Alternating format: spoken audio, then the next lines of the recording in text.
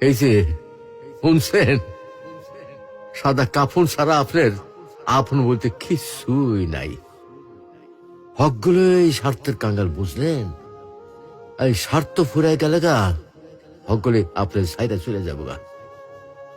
আর যখন হকগুলি আপনার সাইডে যাইব, তখন দেখবেন আপনার এই সাদা কাফনই একমাত্র আপন হয়ে থাকবো। তা বা কয়দিন কন? আহারে জীবন, কিসের লাইকা এত কিছু করতেছি? এরই নাম কি জীবন? এই আছি, এইটাই ফুটুস ফুটুস। কিছুই তো আমার লোকে কবরে যাইব না। না যাইব আমার শখের মোবাইল ফোনটা, না যাইব আমার শখের গাড়িটা, আর না যাইব আমার শখের বাড়িটা। কিছুই সাথে যাইব না। এগুলা ভাববার মধ্যে কি আর সময় হয় আমাগর? আমরা কত ব্যস্ত, তাই না? আহারে জীবন জীবন।